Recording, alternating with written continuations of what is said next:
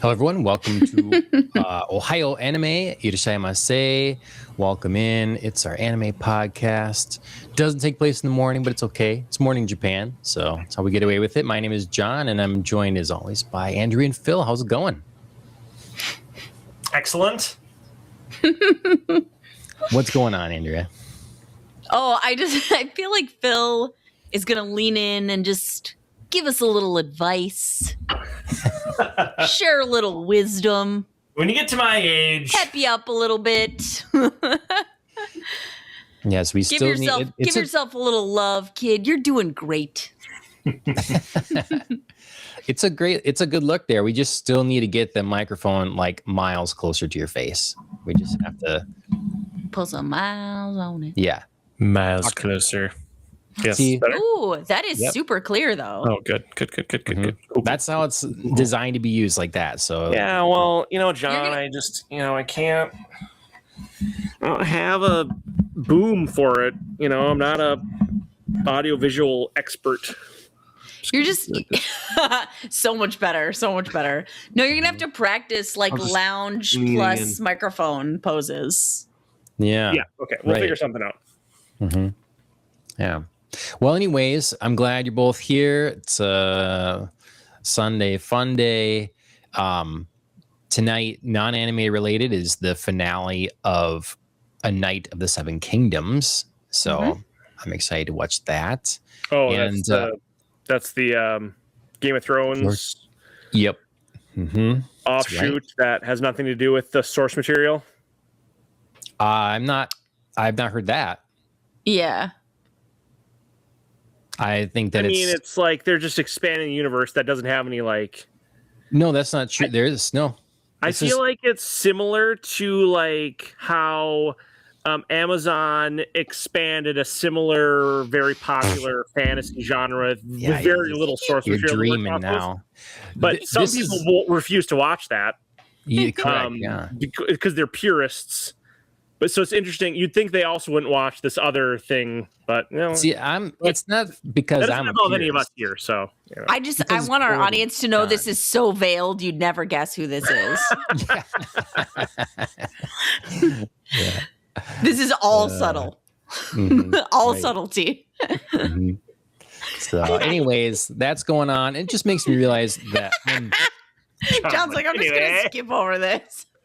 I'm really far behind. This is already very derailed. Sorry. A lot of things. No, you're funny. We've got A Night of the Seven Kingdoms, keeping up on that pretty good, and Fallout. But then the anime, I kind of powered through a bunch of Tojima now, but quite behind on other shows. Like I paused Frieren because we're going to wait for English on that, and we're not talking on the podcast for a minute. So how are you guys did you pause it fully? Like you didn't watch anything? Well, just the premiere. I watched that in Japanese when that came out, so I watched the first 2 episodes. I was curious. I couldn't help myself. Okay. You did? Yeah, but they're dubbed all the way up to 4 now, so I only watched like 50% of them. There was no rule that you couldn't start them. We only 4. Wow. Okay. All right. Yeah, I know, because I think because they were behind, it's more of like a sorry guys, we feel really bad. We're gonna move really quickly. That's nice. So have they? Are they good so far? They are. But I will say the episodes start a lot like the first season of Frieren. So if you're expecting like a solo leveling, like all action, excitement, high rep, you know what I mean? But it even for me, it took me aback a little bit because season 1 of Frieren did end a little more high energy. So it was like, right, I've got to like reset to the slower pace of Frieren. Makes sense. So yes. But they were good. It was just like I had to like step back and get into that. Yeah. So. Truly. Yeah. Okay. Sounds good. So how far are you guys then on Jujutsu Kaisen and Hell's Paradise? I haven't watched anything on both. Yeah, I haven't watched anything since we talked about it. Okay. That's great. I'm cool with that because we have to figure out how we want to. So just so everybody, we got to juggle. random here. Yeah, tonight we're gonna talk about Tojima Wants to Be a Kamen Rider. We're gonna get through episode 17. We talked about the first handful of them previously, so we won't belabor the beginning of it. But then our next episode we're gonna have to decide. We gotta go back to Jujutsu Kaisen and Hell's Paradise, and if we handle it like we did last time, we split the two things in one episode, or if we want to move to Frieren, the show is into separate podcasts. So yeah, food for thought. Anyone in the audience, let us know where you're at and all these things. I know a lot of people. Yeah, let us know what exciting podcast to consider. Yeah. So they're probably just like steaming maybe ahead. We're missing something that's really popular. Yeah. Doubt it, but you never know. Well, and that's the thing. There's a lot of new shows. Some of them are kind of interesting, and true.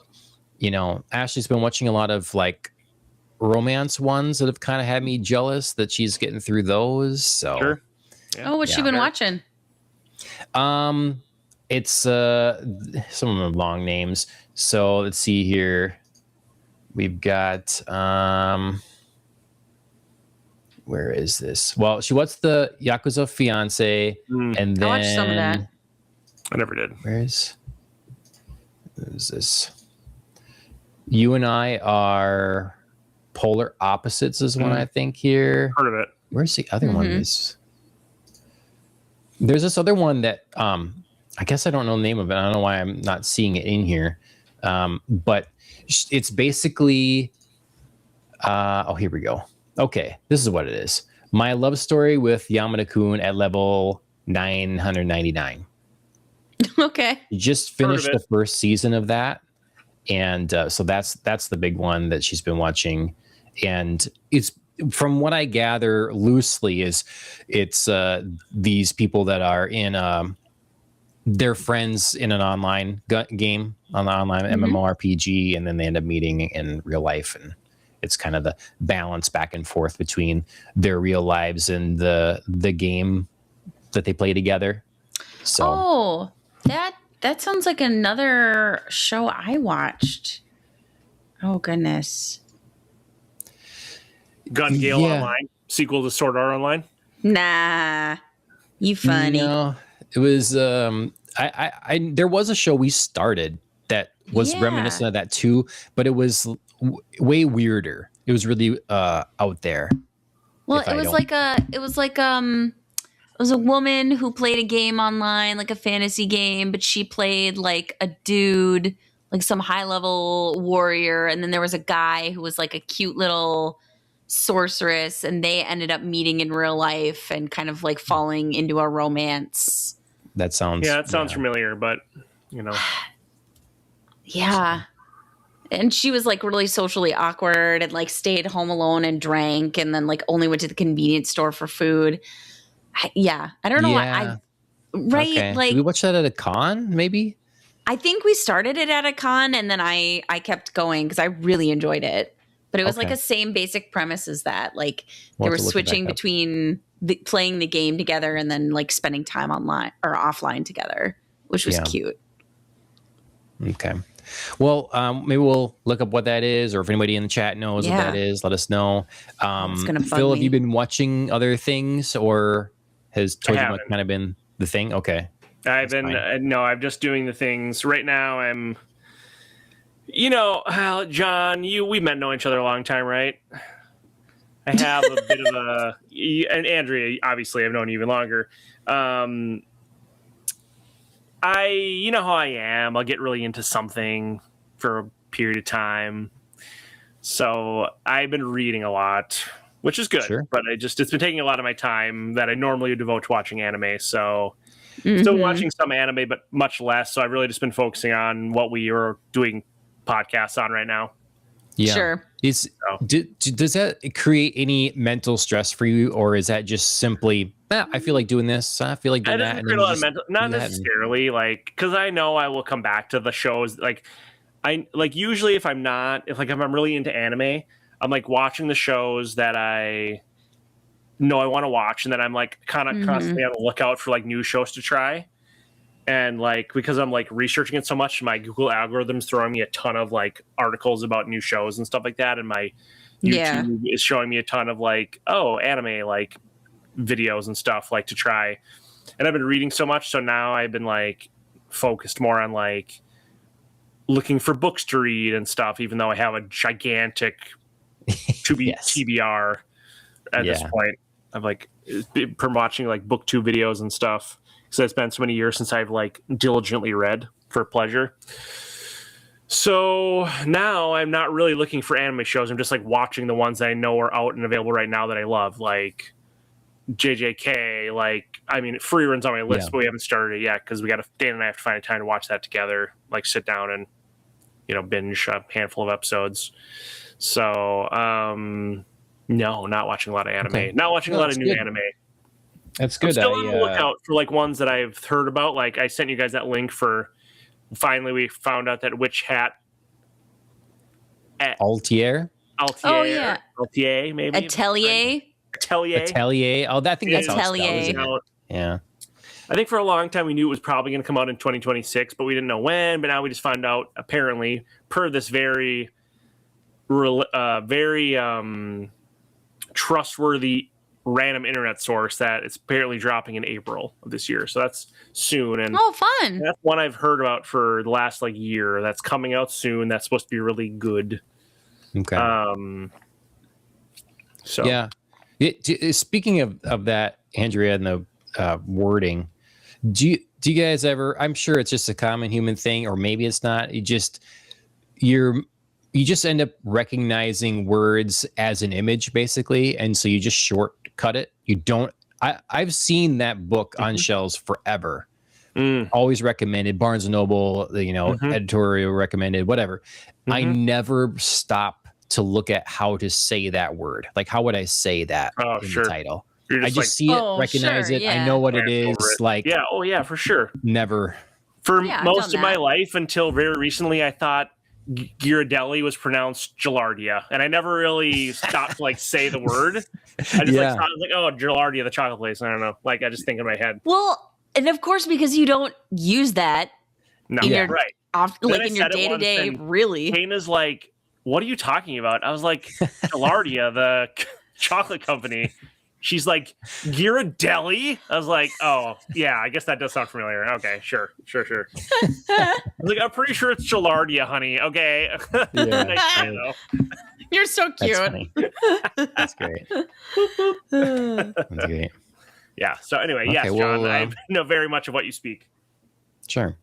What about you, Andrea? Any big new shows of note? No, I mean, you found out my secret. I watched 2 episodes of Frieren, and then yeah. Okay, that's about it. And then binged Tojima. Yeah. Okay, perfect.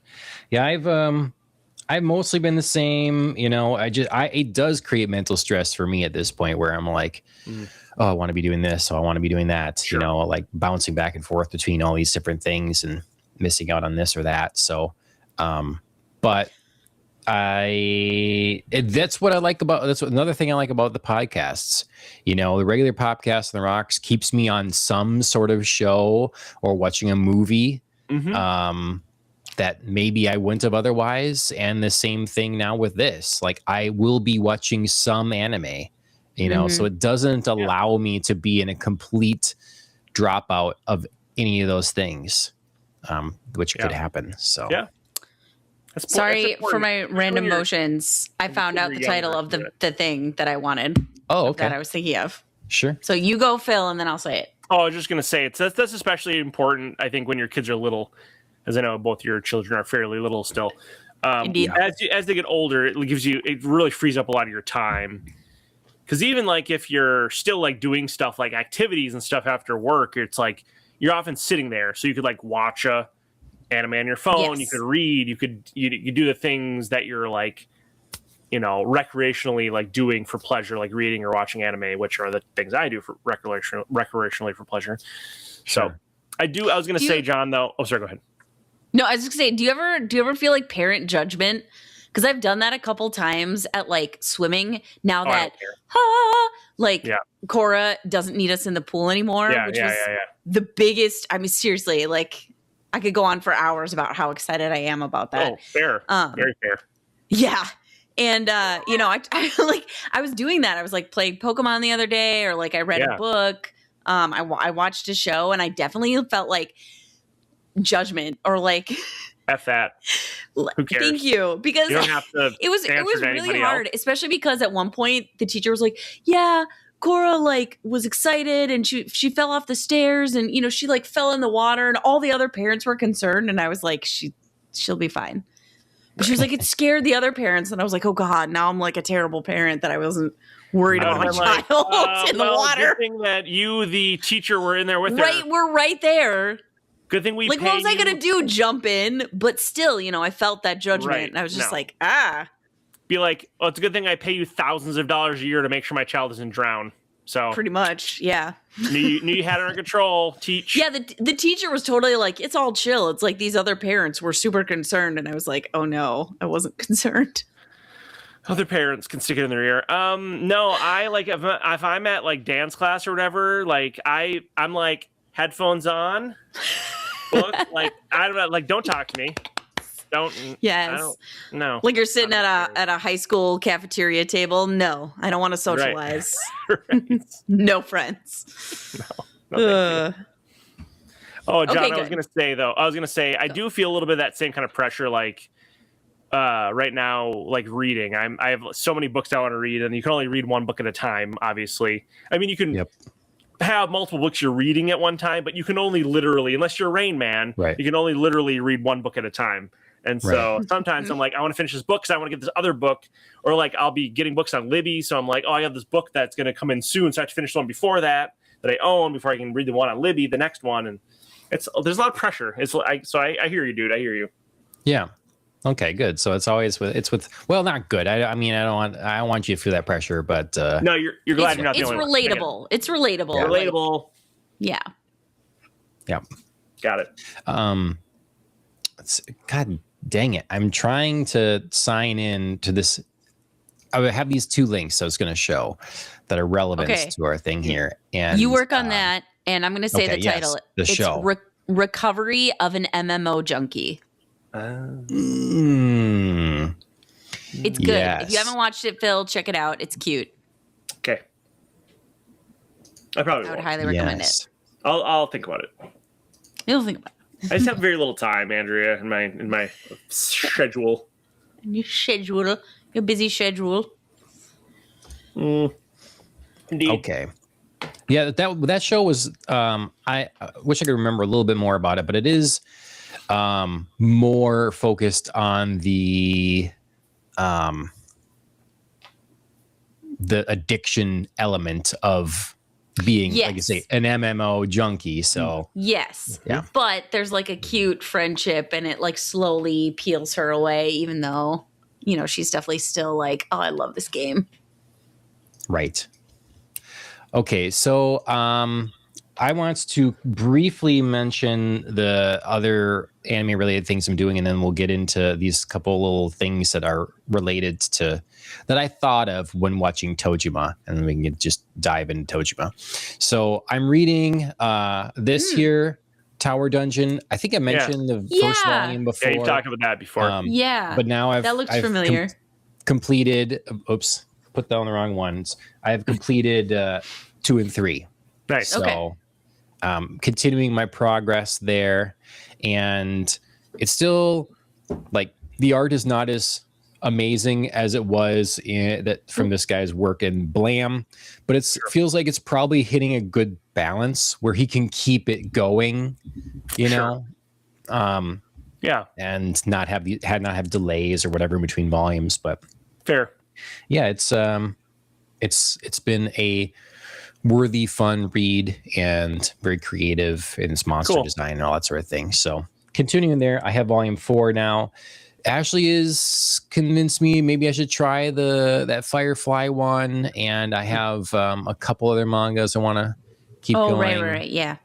And so yeah, I'm I'm also reading plenty, Phil, and jumping between stuff. So I finished the Goldfinger book, and I'm in Dune Messiah, and then I've got my different mangas, and I started up Dandadan again. So nice. Yeah. You mean the manga? From the beginning or a new volume? Okay. Just a new volume of Dandadan. I've fallen a few behind. I think I'm 2 or 3 behind. Okay. And so I've been sitting on one. I haven't started in a while, and so I'm back on that. There's a new character introduced, and it's been good. So excellent. Do you want like a really great segue between that thought and what we're going to talk about? Yeah. Okay. So in Tojima Wants to Be a Kamen Rider, Teddy Lloyd does most of that music, like the 80s kind of rock metal smashed with, like electronic dance, EDM type music. And there is one of his songs is entitled Dandadan. Really? Cool. Yeah, I saw it in the subtitles of one of the episodes. Oh, I was going to say, how would you possibly figure that out? Yeah. No, it's just like it was super random that I happened to be reading that. Cool. So just saying, like, there's a connection right there. Maybe he'll provide some sort of scoring of a future Dandadan season. For sure. Cool. Very good. That is a great segue, Andrea, because that was one of the major things I was thinking about as I was watching these last several episodes. The music? It's just, the music is so good. The music and the sound mixing and the sound effects and just all of it. The voicing, that's the best parts of, as it goes on, I'm like, that's one of the best parts about this anime. And it might be why I like it so much. It's perfectly done for the type of the vibe they're going for. Yeah. I completely agree with that statement. I love it. I love all the music. And it's now some of my pump up jams or like my workout jams. Yeah. It's great. Mm-hmm. The show does do a good job of being silly. I mean, I guess kind of again like Dandadan in a sense. It's being silly a lot of the time. And then it can be inspiring and awesome all of a sudden. You know, it's like all of a sudden and really intense and like scary and like creepy, serious too. Mm-hmm. So it's one of the I think arts of anime is the ability to do that. Like what other medium, subgenre, whatever, is able to do that so well? Most people can't accept that kind of whiplash in a live action film. Sure. In a book, I feel I've certainly never experienced it in a book. I don't know if you guys have, but it would be harder to convey. I feel like, are you taking this seriously now or not? But I think there's something to do with like a visual medium, because I think you can do that a little bit more in a graphic novel or comic or like a webtoon. I can handle some emotional whiplash like that. Yeah. And there's something about seeing it register and having like fewer words. I think it's harder to do reading because it takes more time. So you can build something when you're reading and you follow like a momentum, but it's hard to like cut back too many times. You can really do it like once before it feels weird as a reader. Yeah. And like you say, the audio cues and stuff help in this. I do feel like there was one moment where they messed up I don't know how to even do the sound, that sort of sound, that childish sound. Oh, yeah, okay. They overused it in a moment. And I was like, that's too much. Sure, but, fair enough. Yeah. Nobody's perfect. No. Right. No. So what I started these episodes up again, so we covered like through episode 9, I believe, last time. And so we started on episode 10, and we're just wrapping up the tournament between each other, like deciding who's the strongest. That's kind of where we started here. And my thought I wrote down was, is this made by people that used to be like these characters, believing, in a, like believing in it increases your power. If it's kind of like as a child you'd play or whatever. And so they're kind of, they relate to that, or are they in some sort of good fun making fun of those type of people. Like I'm interested in what the perspective of the creators are. It's like, oh, we totally get this. We were really into Kamen Rider. We wanted to be Kamen Rider. We're, we as a kid and maybe too long into tween and teen years thought we could just like believe harder and we would be stronger and more resilient and whatever, and level up in some literal way. Or is it like, no, we saw all those people around and we made fun of them and we're kind of doing this show now that's like, and that would explain the tone. It's like, it's serious, but it's tongue in cheek. Yeah. I bet it's like somewhere in the middle, like people who are super fans, but not like, I'm going to dress up and try to become them. Like the people, the characters in Tojima Wants to be a Kamen Rider, Tojima and his friends, they're like, beyond super fans, they're like obsessed, like unhealthy super fans. I think I wouldn't be surprised if people that were helping like on the show, like creating the show, or like how we are to like Lord of the Rings, like super fans, but not like slightly disturbing fans. You know what I mean? Sure. Like no one's like stalking Elijah. Like I'm not stalking Elijah Woods' house, but like some Lord of the Rings fans maybe are. You know what I mean? And those are the ones that would also, like, that's like Tojima level, like super fans, like right.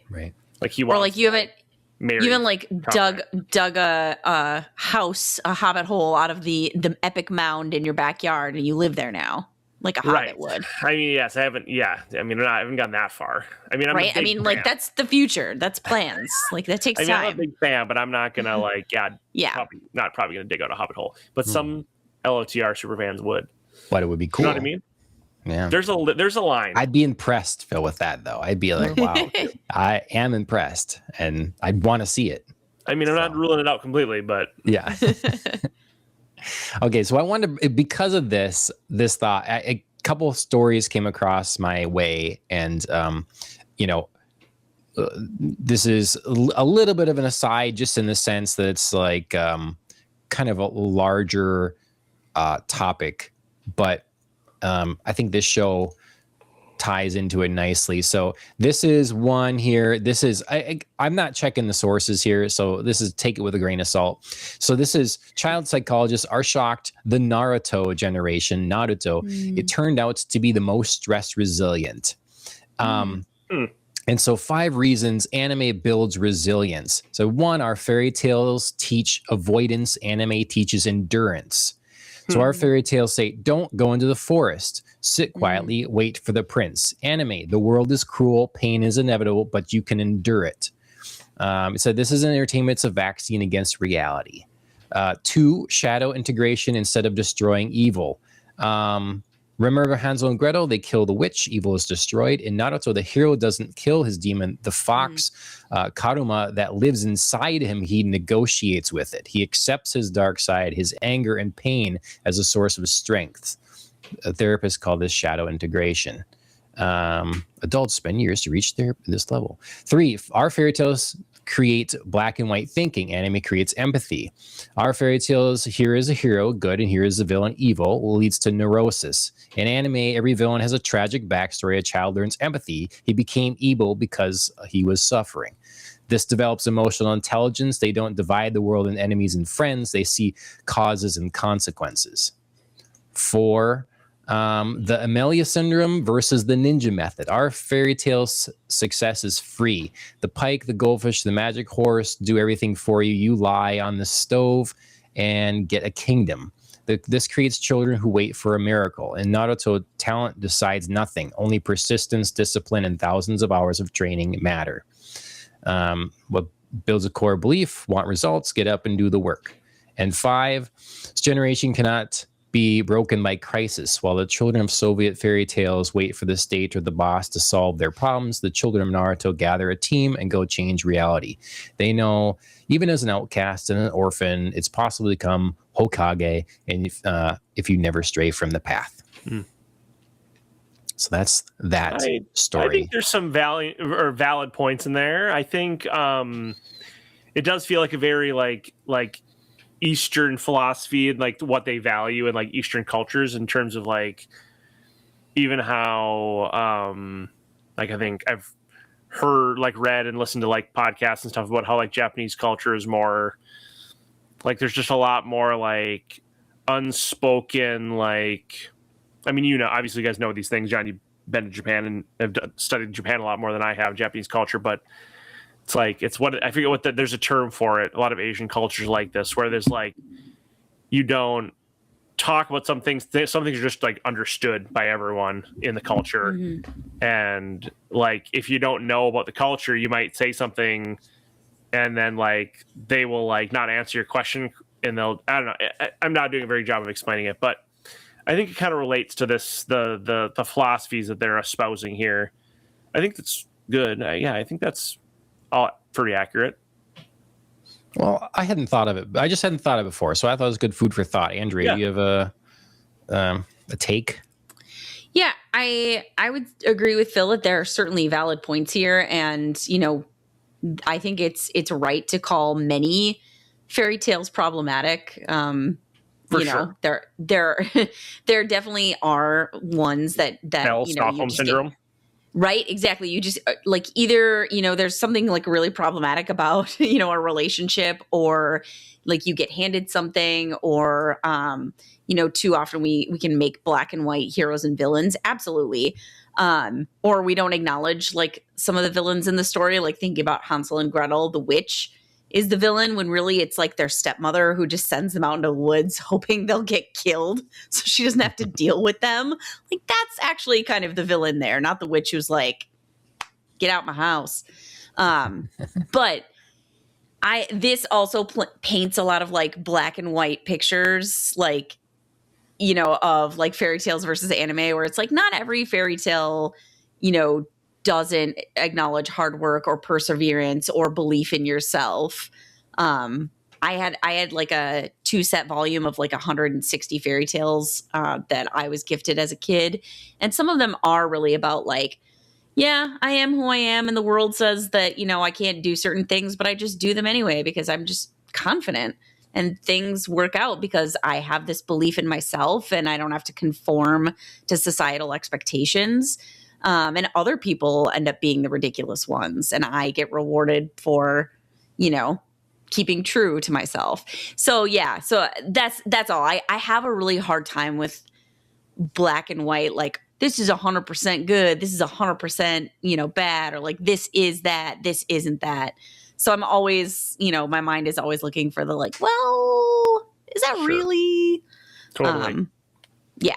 Yeah. But I think it has valid points. And I do think that fairy tales in and of themselves can be quite simplistic and anime can be a little bit more complex. For sure. Yeah. I think that there's a mistake that certainly in modern day West we do where, you can have the simplistic story for your kids because it's for them. That's what they'll understand. But if you have an anime that has more complexity, just because a kid doesn't understand them now, they might subtly understand some things that they can't put into words. And then when they're a little older, they can still watch those things and then they get more out of it. So you don't have to make something so dumbed down just because you have an overarching, simple story. Characters can have depth and stuff like that. Yeah. Yeah. And I mean, kids definitely need building blocks to like get to appreciate or like realize those. Cause I think you can plant seeds for understanding those and those things that they can grasp later, that they have like the analytic tools to do so, or like the complex thinking skills to do so. But yeah, they're, I'm not going to like sit down and have my kid watch an anime that they're just not going to grasp. And it's just going to be like, understand emotionally complex themes, understand the unspoken value of hard work. Like, you have to build there, but I understand that it's like, there's a devaluing of anime that we don't need to view anime as like the simplistic art form. That's just like, oh, it's just like whatever entertainment. Like, no, there's stuff to be learned there. Oh, for sure. I think that's where that's how I took it anyways, where this came from, is that it starts off saying people are surprised that the Naruto generation would wouldn't be just destroyed by rubbish cartoons, you know, is the like maybe outside thought. Like, look at this noisy, bombastic, terrible thing. Like, I don't get it. It's not worth it. Why you waste all your time with that? Look at how obsessed you are with whatever. When actually maybe there's lessons there, and it's like not the trash that you might have thought otherwise. Yeah, because I think it's easy to paint stuff with broad brushstrokes. But, you know, being deep in the little kiddie world of, you know, what cartoon shows are my kids going to watch, like, you as an adult definitely sift through some stuff and you're like, this is not good, you know, or like you watch a couple episodes of something and you're like, this is not the message that I agree with. Yeah, they're not all winners. Yeah, exactly. And so like that, but that doesn't mean like other cartoons aren't really great, you know, like, so it's just like with anything, you have to look at it as like, it can't all be lumped together in one basic thing. You have to find the good and the bad.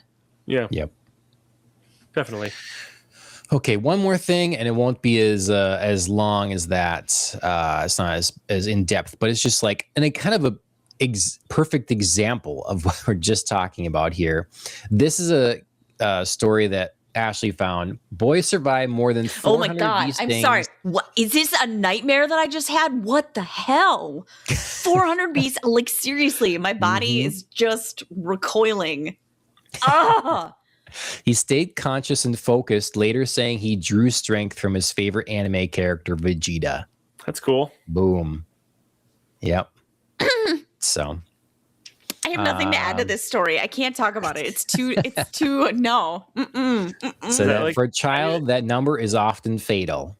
So for anybody, it feels like, my God, 400 bee stings. Ugh. Yeah. Not only is he not allergic, he's like anti-allergic to bees. He has the strength and perseverance of Vegeta. So I think maybe he's going to have like a Spider-Man situation going on. Bee-Man! Stung by 400 bees as a child. He underwent a oh my God. severe alteration of his DNA. Yeah. Gained special powers. Yep. Totally could be. You could be the narrator for this anime, Phil. Bee-Man! Show me your special powers. Oh my God. So, all right. Well, that's it for my little aside there. Just anime in general, how it impacts people, and you know, just this show got me thinking about that sort of thing, and then it came across my path. So yeah, Tojima. It's certainly lots of perseverance from the characters in Tojima. Yeah. Copious amounts of blood espousing from Tojima's face underneath his You guys, they gotta drink like they gotta drink like 8 to 10 water bottles a day because they lose fluids like nobody's business. I'm a little concerned about their health, actually. Yeah, I know, right? Like they're not like dehydrated husks. Sweat, crying. Yeah. So it's sort of an overview of people who are not sure exactly where we are on the show. Again, we wrapped up the tournament, determined Taco was the winner here. I think they did it. Well, I'll go into that later. We then had our meeting to discuss and again cause more trouble for V3's sister, and went into some interesting areas. We talked about J-pop group, the Battle Girls, and Combat Girls, and we found out that there's an idol that loves ramen, and she's gonna quit so she can eat ramen, and she gets taken up by. She's got two men fighting over her, one of them being a monster, monster, spider guy, yeah. And he's like showing some emotionality, a little bit of empathy himself.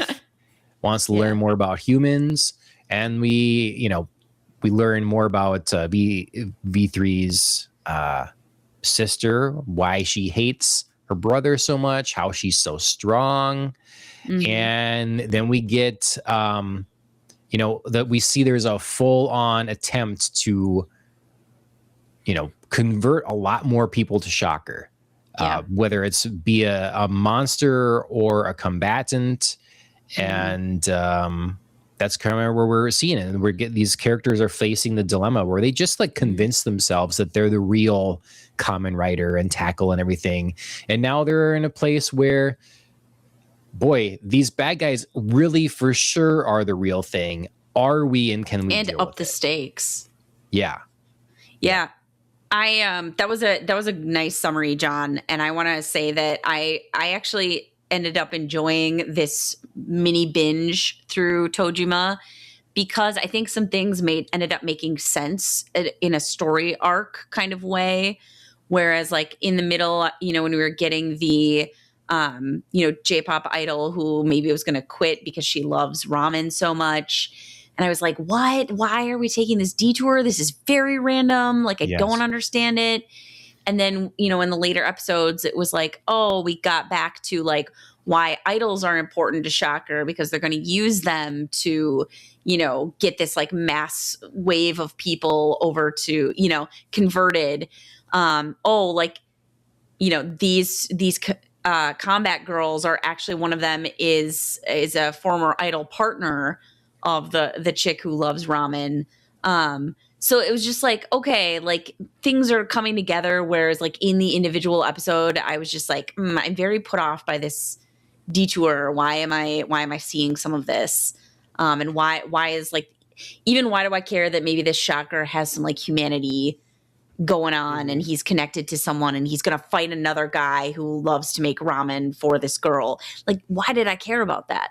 Well, okay. So now we're pulling in the strings and tying up the threads to make this a little bit more coherent.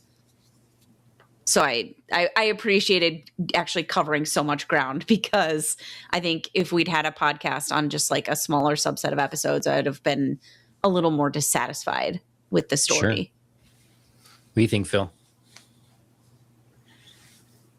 Yeah, I think she is losing a lot of fluids. Yes. So what do I think about what?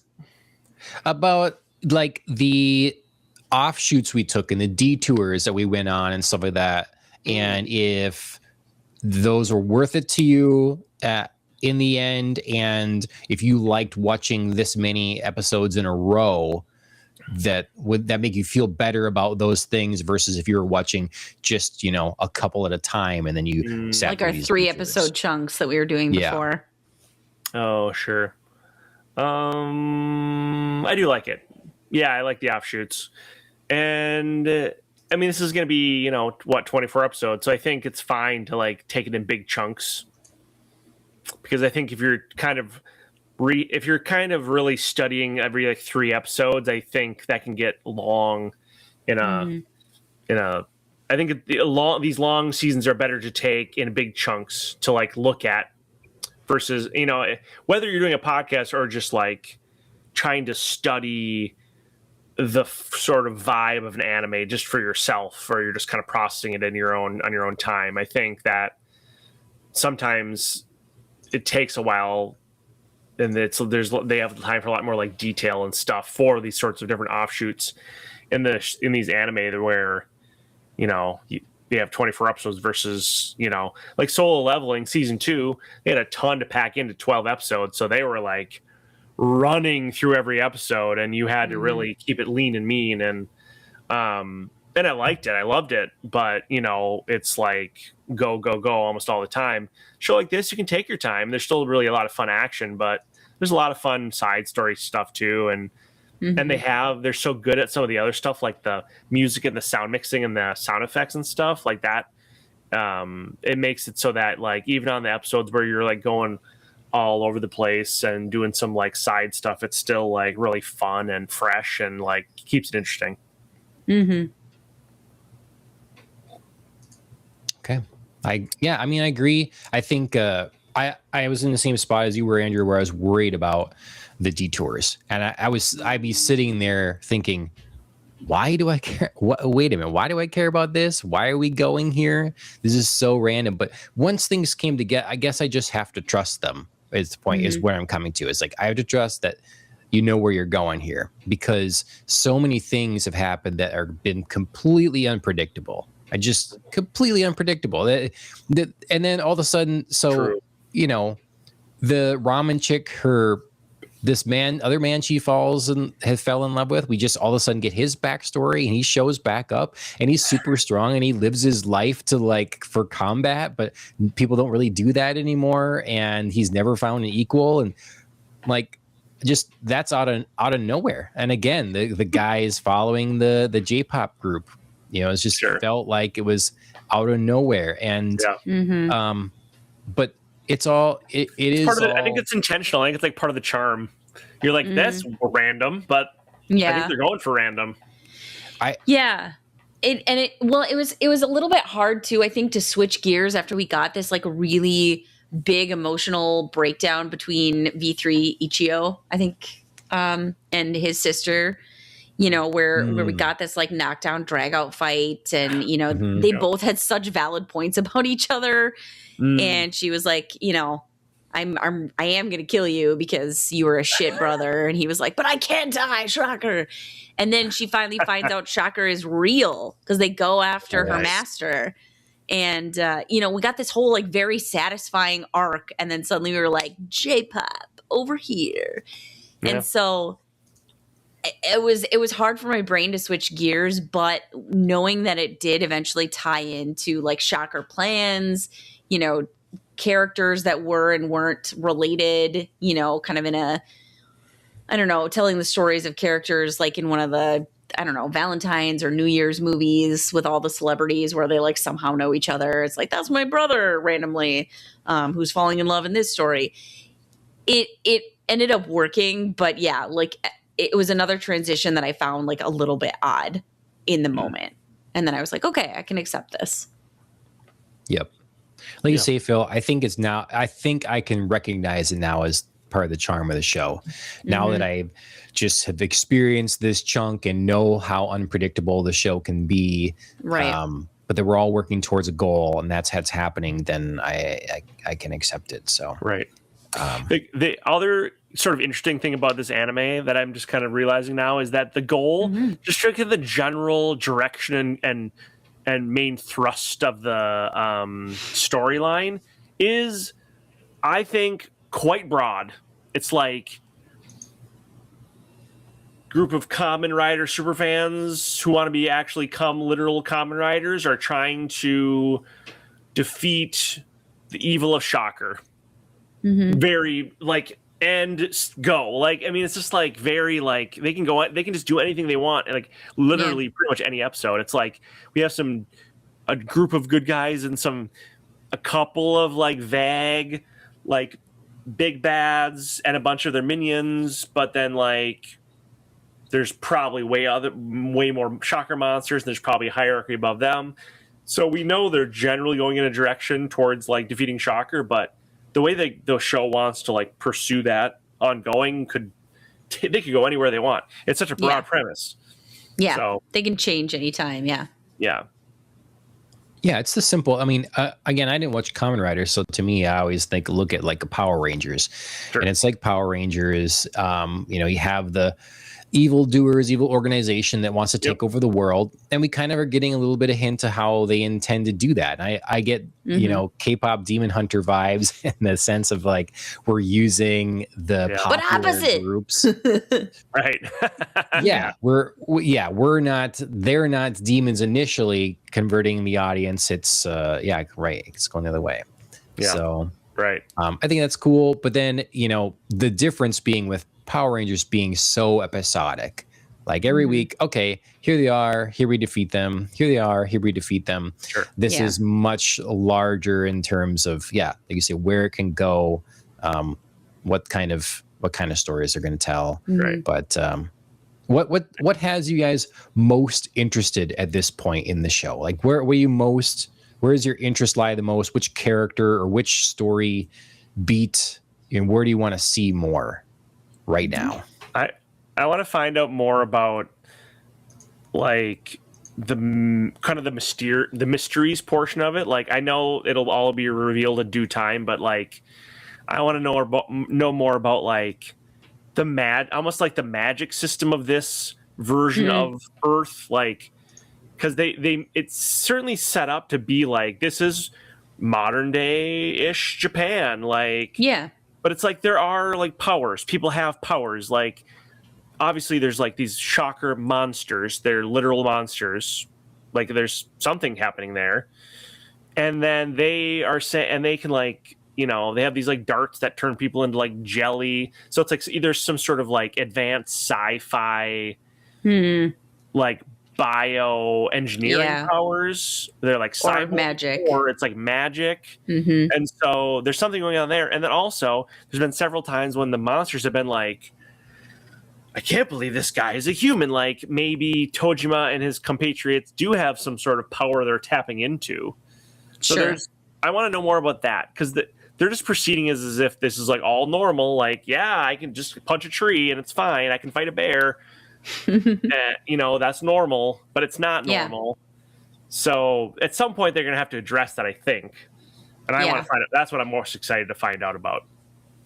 Yeah, piggybacking off of that, I mean, we got a new concept in these stretch of episodes where like there are zombies-ish for chakra combatants. Right. Yeah. You know, and like how does that rule work? Like, are they full on like actual zombies, or they like switch in and out of like zombie mode? You know? Yeah.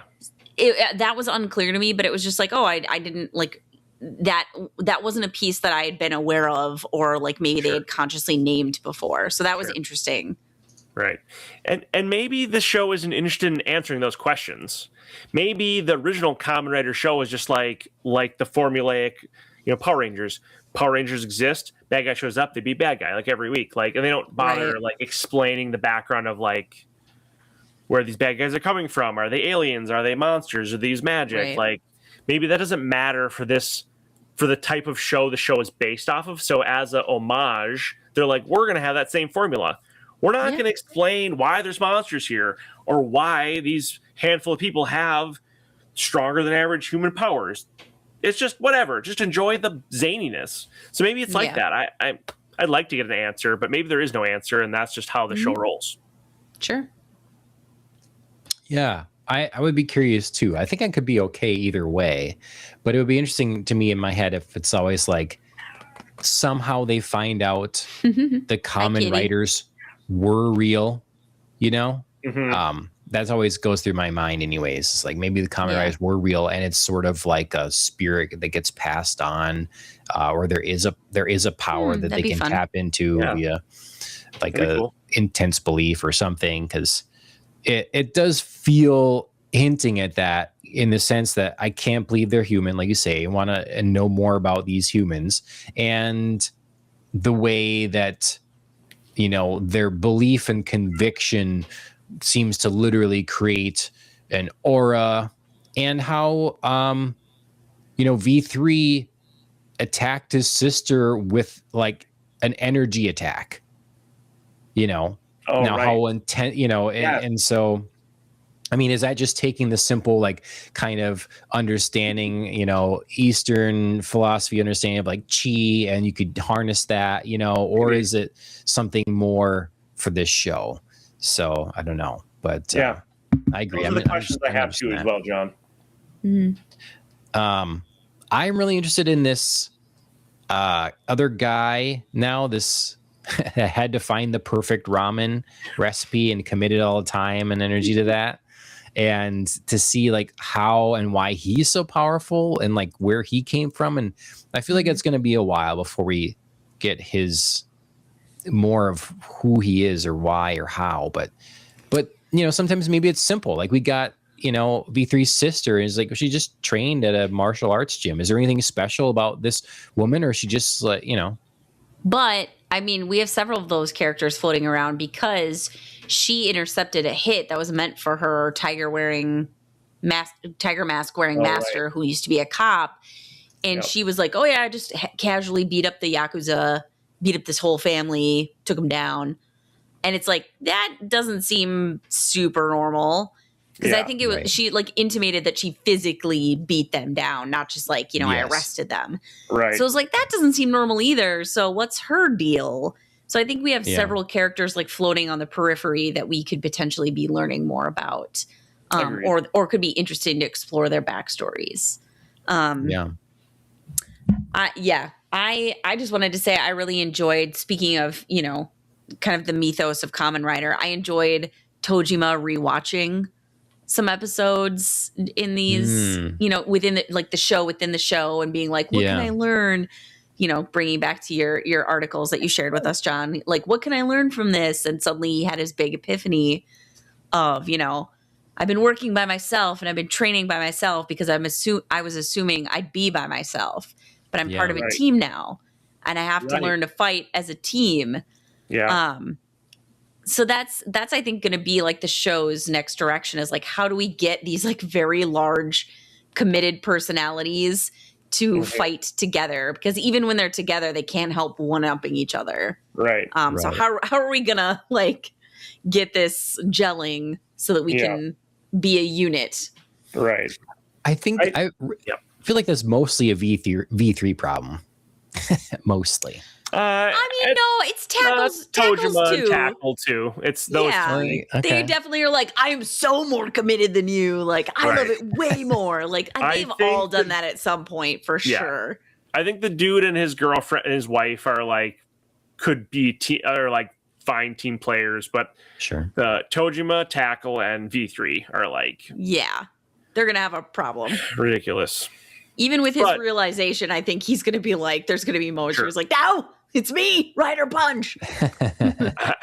But I think that is I think I forget who said it, but I think that is going to be the direction they're going. I agree with you. And then I think like the season will probably end with hopefully some of these answers to the questions about like more about Shocker and these individuals. And then also, I'm guessing, I mean, they're going to need to team up to defeat certainly Bat Dude. But probably both Shocker monsters. But Bat Dude seems stronger, I guess, based on the fact that Tojima was able to knock Spider Guy over that one time. But and more straightforward too, right? Like he just seems like, I'm like the evil guy. Like if we're looking for a black hat, it's me. You know, Spider's like, maybe I'm, you know, I could be susceptible to human things. You know, he's more morally gray. Yeah, he's a potentially more morally gray. He failed at his hit job and then like ran away. Right. You know, he's got a little ramen girl on the side. Right. Right. Maybe changing his heart. But anyway, it seems like a good season end like place, like defeating the Bat Shocker monster, finding out a little bit more, coming together as a team. Like, I think that's where we're heading, and I'm here for it. I thought there was a lot of good lines. I wrote some of them down in the bar scene. So, there's a lot of good ones. His V3's confession, he's like, when you fight, you don't hesitate to show your underwear. It's incredible. That's good. And then there's no mine when it comes to bar food. That's true. And then his sister's calling him, you know, like let's see how to go. Calling him a stupid kid or something like that. And he's like, idiot, like a kid could be V3. So literal. Yeah. Why are you announcing your moves? You know, they thought that was good. It's an obvious question that anyone would ask all the time. So the whole sibling thing was like funny and interesting until then we got the kind of more serious bit of it. There was let's see, there was a weird moment with where a saxophone hit. I wish I would have wrote with this down. It was a saxophone and they like made it a kind of a sexy scene almost or something, and I can't remember where that was. I should have wrote that. Was it when the sister tries on her master's tiger mask and she's in the shower? No, but that was weird too. I think that was weird, wasn't it? It was. It was. Because there's been no implication that the sister is like women. I mean, no, I I just thought she was looking for that did surprise me. I thought she was like looking for a friend, you know, because she was like, oh, let's be friends. And then suddenly she was like, oh, I'm super into my master. And she's in the shower. And I love the like roar. Like she's smelling really the mask. Oh, this is being weird, but I know she calls it out. She's like, oh, I'm a creep. Maybe it was then. Yeah, that might have been it. Yeah. So the show like leans into tropes and then they like call it out, or they like another character will call it out. They just like say it out loud. It's enjoyable. Yeah. It's, very self-aware. It's very good. Yeah.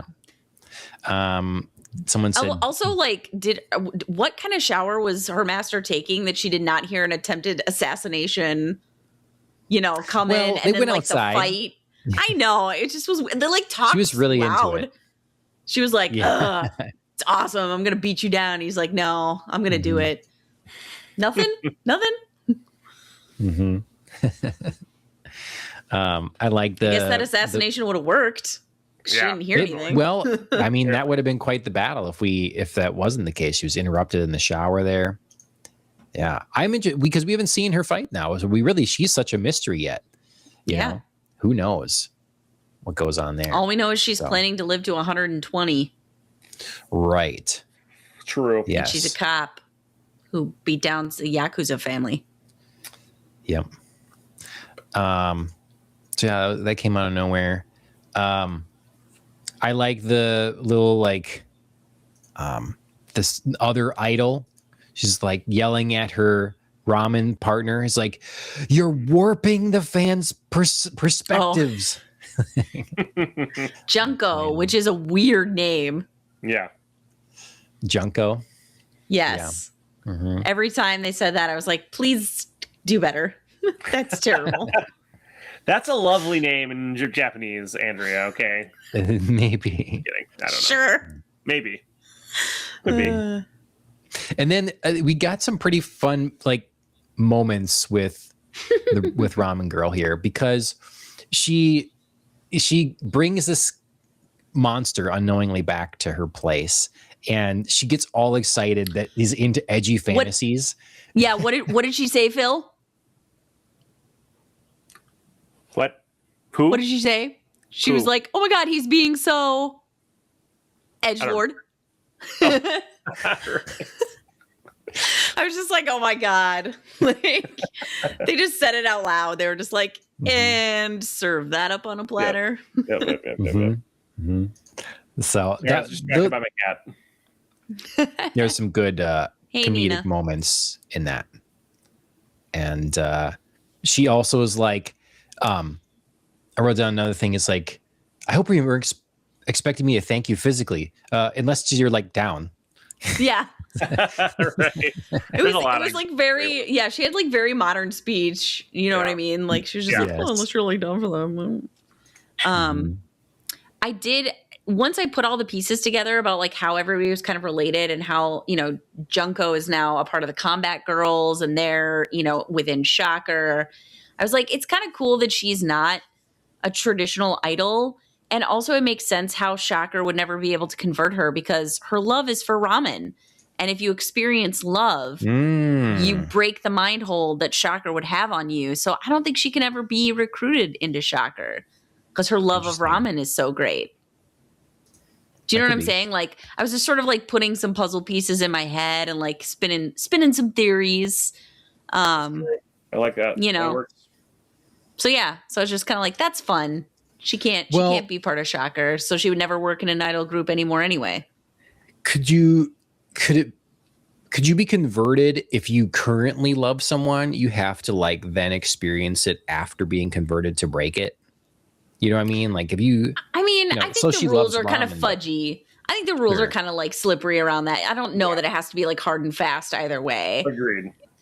But I think just like an intense love for something, like maybe she could be recruited into Shocker, but the first time she smelled a bowl of like the golden ramen that this guy is going to make, like she'd be like, forget it. I love this. Peace, bye. You know? Or it would just, you know, provide a buffer. She's like, no, I can't join Shocker. I would have no time for eating ramen. Like, no thanks.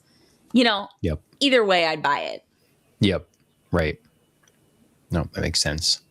I did think it was funny the first time the guy brought over ramen, he was going to make her golden ramen. It's like, it was an instant one. It's like, really? Is that you were so passionate a bit ago. Like, that's what it's going to be. So yeah, I don't know.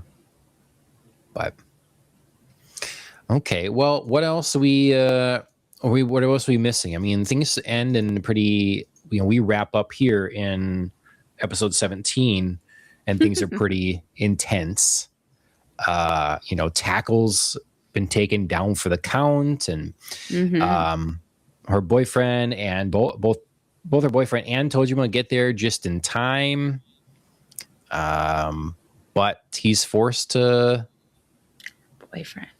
Oh, well, her Tackle was with the what's her face? Oh, Mitsuba and her. Okay. Yeah. I was like, Tackle has a boyfriend. Whoa. So yeah, Mitsuba was taking care of. V3 maybe. Tackle. Yeah, maybe.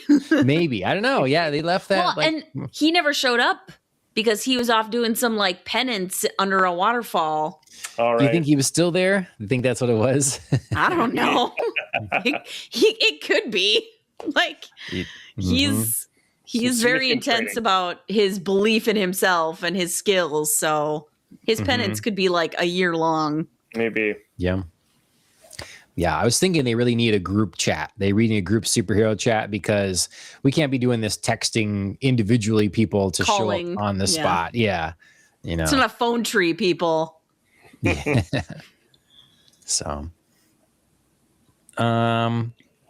let's see what else we got. Any other things you gotta say? I'm looking at my notes yet. I do like Tojima's new conviction. The clerk asked if he'd like his stuff heated up. He's like, "Oh, I'm heated." Yeah. So that was good. Yeah, I love Tojima. Yeah, he's great.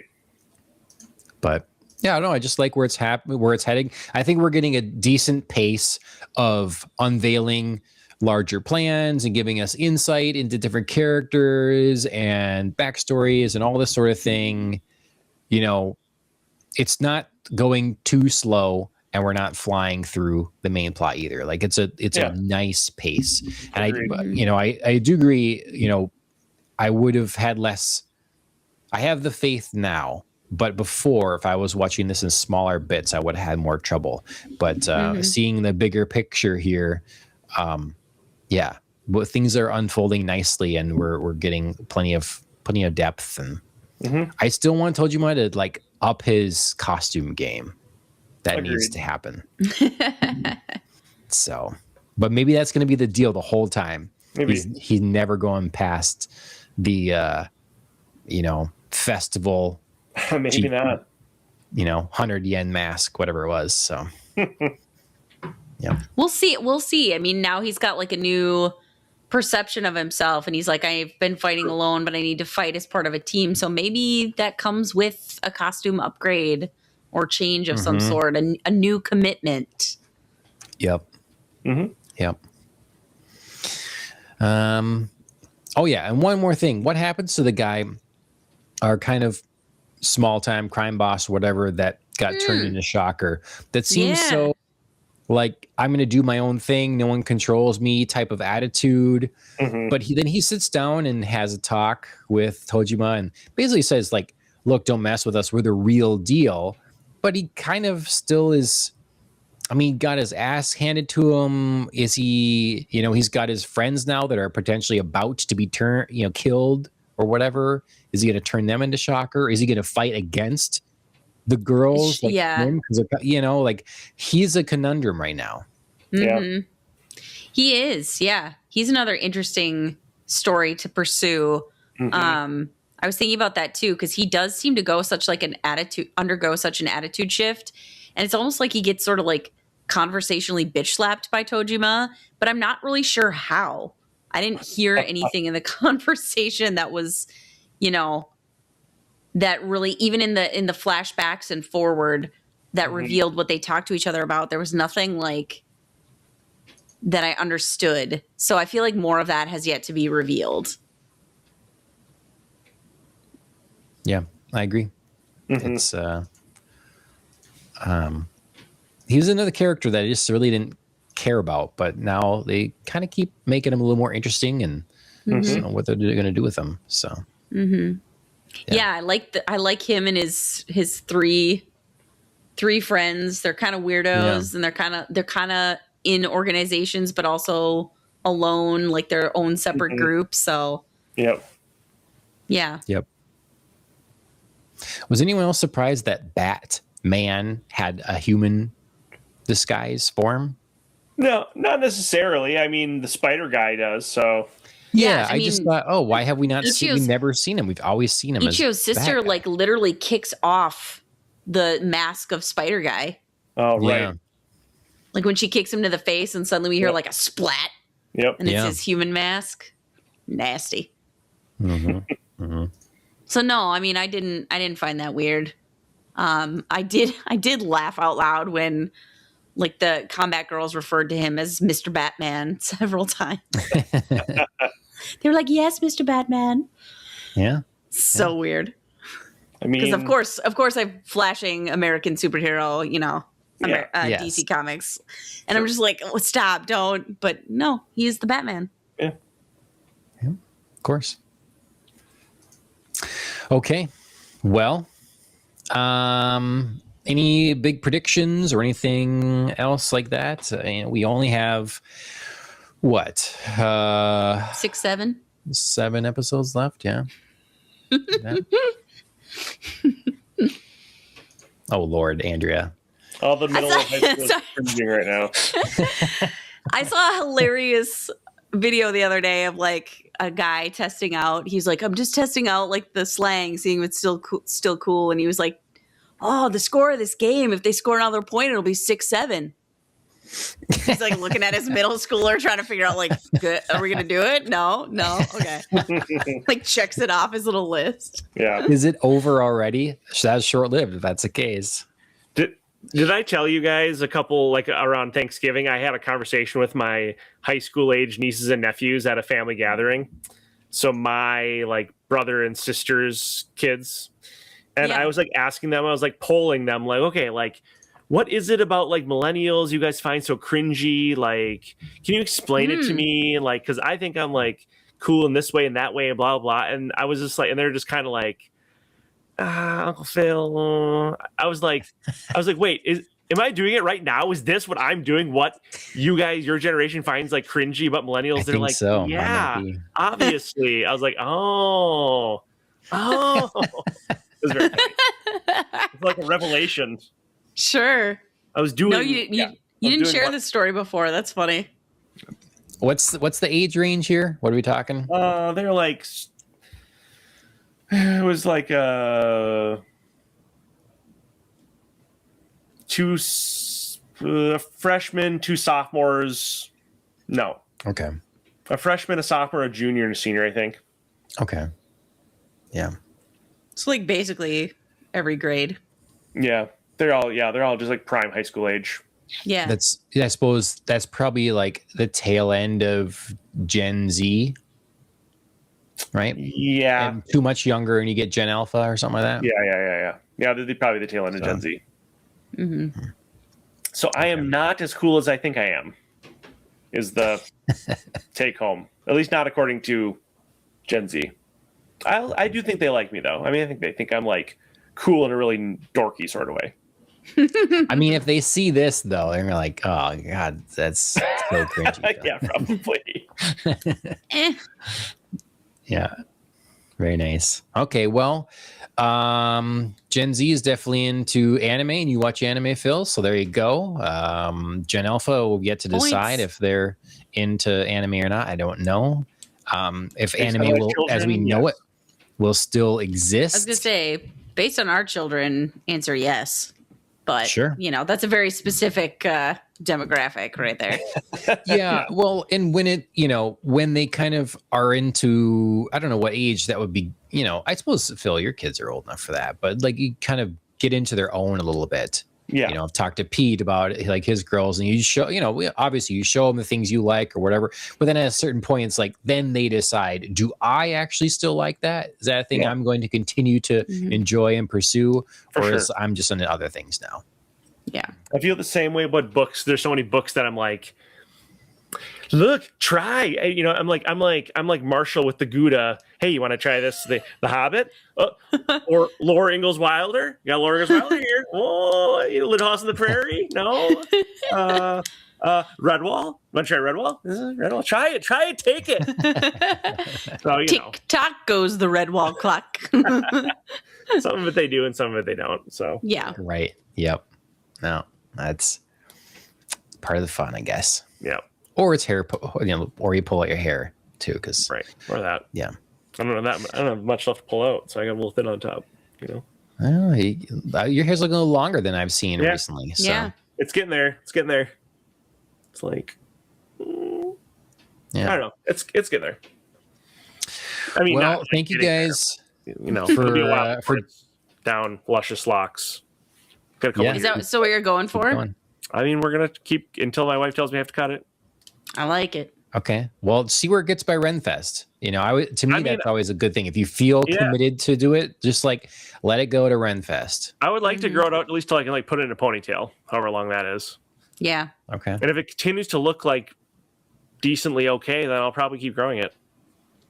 Okay. Why not?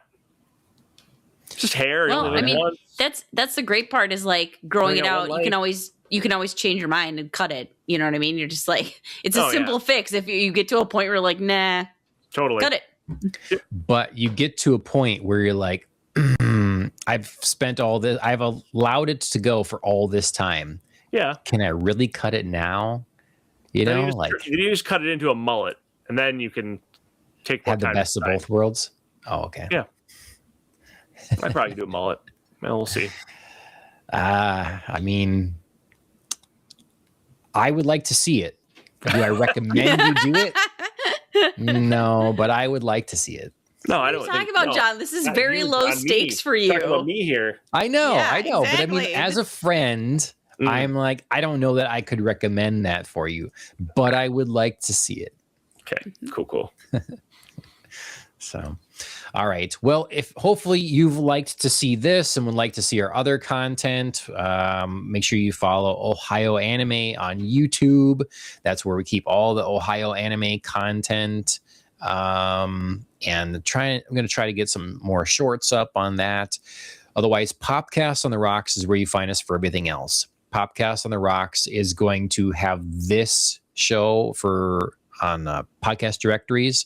You'll find our regular show, Popcast on the Rocks, and you'll find this show, Ohayou Anime. And if you follow us on X, if you follow us on Twitch, if you follow us on Rumble, any of those places, you can just look for Popcast on the Rocks, and you're going to find the content for both Popcast on the Rocks and Ohayou Anime. Well, this next week we'll be coming up with a Popcast on the Rocks episode. That's what we do. We generally rotate, each week with an anime show and then a regular pop culture show, back and forth. I believe that we'll have a Night of the Seven Kingdoms to discuss. Maybe, Andrea. If I can't kick Chris's butt into gear, we could always finish Fallout and then. Okay. What's Night of the Seven Kingdoms? What? Shut your face, Phil. Is that is that the unsanctioned? It's I don't know where you're getting this at all. It's like you're comparing. I'm sorry. Are we repeating this bit? Yes. Is this a very cyclical show? We're opening and closing with the same thing. The Game of Thrones spinoff. Yes. Yes. Yeah. That there's no source material to back up. That's not true. This is not true. George R. R. Martin wrote a book that's based on. Oh my God. I heard that George R. R. Martin was so happy with this stuff that he gave the showrunner at least 10 other stories with these characters, and that the showrunner has plans he'd like to do for however long. So he has content from George R. R. Martin. Sure. I don't know if those other stories are anything published. I do not know about that. I was going to say, but so basically George R. R. Martin, instead of finishing his magnum opus of a series, has just basically turned into a screenwriter. Perfect. Yeah. Great. Obviously, yes. Yeah. He is never finishing that other series. I know. Will not be named. It'll never be finished because he can't finish it. He just even if he does, it won't be any good. It's like it's lost. It's too far. It's gone. So, but you can enjoy this other stuff. Bad. He's just like, man, all that money they're throwing at me, I could just take it. Yeah, it's like Wheel of Time, where like I stopped at one point in the series and then had to reread the whole series to remember anything that was going on to finish it. Yep. I had a similar. It's going to be this. It's going to be this. Like by the time, if it ever comes out, like we're all going to be like, no, I don't remember. Because you can't just watch the show because the books have like 1,200 more characters. Yeah. That each have like one random little chapter that contributes and they're just something. Like way better than the show. Yeah. I would like to read the House of the Dragon stuff because what my understanding now is that one, that's completed. So I don't have to be worried about my heart getting broken there. And two, that apparently the relationship has deteriorated so heavily between the showrunner of House of the Dragon and George R. R. Martin that they're basically just like, he used to give them notes and they would, take some in and whatever. And now it's basically just ignored. And they've just said, we're going in our own direction. So I'm fearful that they've learned nothing and will go the same route of Game of Thrones. I don't worry about that because going in our own direction doesn't mean like we're departing from the material. It's just that like we don't need to like hew to your creative direction. Do you know what I'm saying? Like maybe. Because, do you know what I mean? Because creative direction of the creator of the. Well, because maybe he's too involved. Maybe he's too involved. Maybe he needs to pull himself back. And it's like it's his. Well, it's his stuff, but also they're the directors. At some point, they get to have creative say also. And if he's too micromanaging, then like what's the point of this? Like, why don't you that's just a big hand assumption it over? that is the case, No, I know. I'm just saying like. I think we can't assume either way. Like we can't, them saying we're going in a different creative direction doesn't mean like we're just throwing the material out the window. Maybe it's just like we need a break from George R. R. Martin. Yeah, that's my hopeful side talking. Like maybe we just need some creative breathing room to like tell the story we envision when we read the material. Maybe. I just think it's just like I have the same issue with this as I have with all like we're gonna make a million Game of Thrones spinoffs. There's a million Disney Marvel spinoffs, Star Wars spinoffs. It's like there's so many other cool IPs in sci-fi and fantasy literature that they could make shows off of forever. They could make shows forever and not ever have to video games, the Fallout. Not have to do the familiar. Have to make 17 different versions of the same show universe. I'm sick of it. I'm not ever going to watch any of those Star Wars shows, any of the Marvel shows, any of these Game of Thrones shows. There's just a million great, like... None of the Rings of Power shows. I mean, I'll watch those. Come on, I had to, like, give a little bit there. That's... No, I get it. That's totally different because it's... Totally different. No. I get your point, though, Phil. I think it's one we've all made in some form or another that we're tired of the lack of creativity and the lack of risk taking. That there's a lot of like comfort and safety and like just like let's get our familiar IPs that we know are successful. Right. Just keep like milking that cow. And it's just, I'm sure there's tons. I mean, it's the executives in the studios. I'm sure there's tons of creatives out there like, heck yeah, I'd make a show based off of any like fantasy or sci-fi series that hasn't received a show. Like, right. So you're going to get your wish because AI is going to do that. You're going to have a creator of a series and they're going to be like, here's my book that I want to have as a show. And they're going to punch in the prompts. They're going to get a couple technical people to help out and they'll spend, say, $500,000 for 12 episodes. That looks like they spent $200,000 and took years to make. It's going to happen. They're all losing their jobs. It's just the way it's going to be. I don't see any way around it. So you'll have your wish that... I don't know that that's true or that it's going to take a little bit longer. Because I was watching some of the AI generated stuff that you had sent me, like the Crow, you know, where they were like, oh my God. Or the Willem Dafoe Lord of the Rings video. Willem Dafoe! Yeah. So I was watching The Crow, and it seemed like a really interesting like premise, even though it was like the general trailer of like, we're saying things, but we're not saying anything. Yep. But like you could tell points where like the visual quality lost it. Like they couldn't quite keep up, you know, some of the, like the defining features of Kit Harington's face, or like halfway through his voice changed completely. And I was like, Jesus, like that's not him. But it's not to say that like eventually that isn't going to happen. It just like isn't like right this second, I think.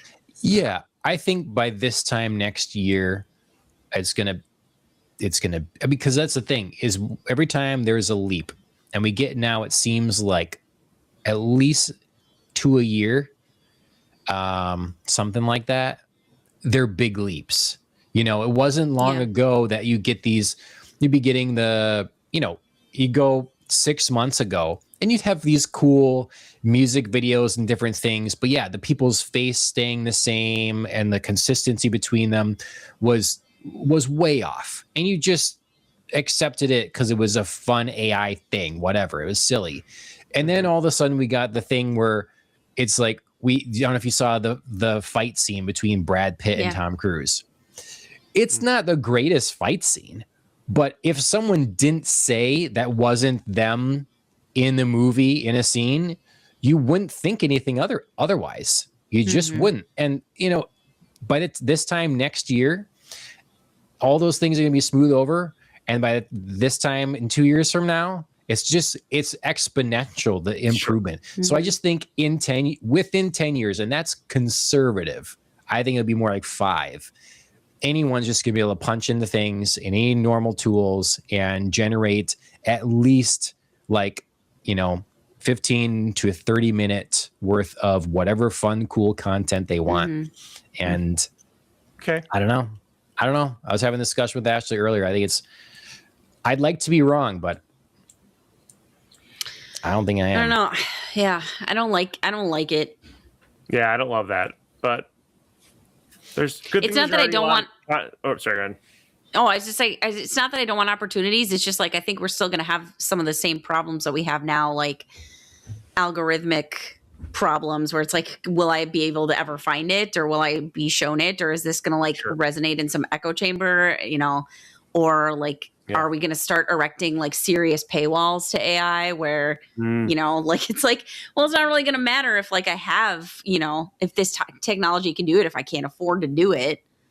They can't afford to do the big paywalls because, I mean, or you mean paywall to access the content or to create it? I guess. Yeah, maybe. But either way, it's still, it could be weighted one way or the other, but it's still minuscule in comparison. Like the monthly amount of money that someone like Disney has to, or like HBO Max has to accrue in order to make up the cost of making Dune. Like I'm reading the making of Dune Part 2, and it's, they're bringing excavators out into the middle of the desert, in Abu Dhabi and wherever, and like holding up giant panels that they've built, and they have to come up a way to make the sand fall away nice. So they put giant tubes underneath the sand thing that they build, and they pull them away so the sand collapses. This is like thousands of people, on location, heavy equipment, like years of time. That's crazy. Millions of dollars of expense, right? Professionals, all this sort of thing. And you'll be able to do this same result in your bedroom with 4 people. Yeah. But are we going to like it though? Well, do you know what I mean? Like sometimes when we talk about a difference. Maybe, but I mean, I feel like, sometimes in movies we talk about like stunts where we're like, this was real and we can see it's real and there's like mistakes and we like that. It's more raw, it's more visceral, where you're like, sometimes the smoothing of like a computer and like feels off. Like our bodies set off this like internal kind of system where we're like, that looks too nice. I don't like it. Feels fakey. It feels wrong. Yeah, I don't know. Sure. I think there's all sorts of guesswork out there about like what this will actually do, and it could go really well, and there could be some really cool things, and then there could also be like, I don't know, human experience might just reject it eventually and be like, nah, I like the real stuff. I like the practical. I like the, we've thought about the physics of something and made it happen. I mean, Dune is a gorgeous movie. Yes, absolutely. Absolutely. Here's my comparison. Last thing I'll say, my dad was a sign painter for a long time, and he was, really busy painting signs. His shop, was swamped with work, and it was a really big deal at the time because everybody, this is for sale or this is for sale, or business comes and goes, whatever. You need a sign painter for all the stuff, and or for cars, pinstriping cars, whatever it is. And then computers came along, and all that stuff went away. And so what you got in exchange was anyone could lay out a sign. Now, did they know how to lay out a sign? Were they good? No, you got a whole bunch of signage all over the place that was illegible, poorly designed, colors all over the place. Even now, I'll go down the street and look at a sign. It's like, I can't read that from this distance. It's not good. It's, it's some because anyone can do it. But we accepted it's the son of a sign painter. Yes, exactly. So, but as a society, we accepted the degradation of quality. And eventually when you because it's easy, it's cheaper, it's easier, it's faster. Anyone can do it. I don't have to hire a professional, all this sort of thing. I can put up a thing in the computer, send it to a printer, and it's done. Sure. Now, when it's done well, it's perfection. So the sign painters now still exist, but usually it's only because they're good. Like there's a painter that hand paints the Ferrari logos and stuff like that. There's one guy that does it, and he's using stencils and different stuff, but still he's the guy that does it. And then, a local community, I think Spicer seems to have a sign painter. Different places, they'll have someone. But then the difference with that is it's a bespoke thing, and it's not perfect because it's done by hand. It's not perfect. Not every letter is exactly the same, all that sort of thing. Sure. So they still exist, but there's very, very few of them. So I think real filmmaking will still happen, just as real theater still happens. Sure. But they're very, very small. Like it's a special, for most people, it's a special occasion to go to a play. Maybe you do it once a year. Maybe you do once every 5 years. For a movie, it's become even more like a thing. Like it used to be, maybe it's a movie night regularly. It's going to be like, I go to a real movie. Maybe it's once a year. Someone puts up the money to do a real film with real people's lives on the line, real stunts, and people are willing to pay for that. But your daily, everyday, normal stuff, that's the big, I just don't see it being real. That's my take. We'll see if that happens before AI just like takes over everything and we're all just like meat puppets. But I have more to say about that too, but it'll be too long. So no, that's okay. We've gotten pretty far afield from Tojima at this point. Yeah, we did. Yes. We did. This is, all right. Well, thank you guys for being here. Everybody like, share, subscribe, and we'll see you all next time.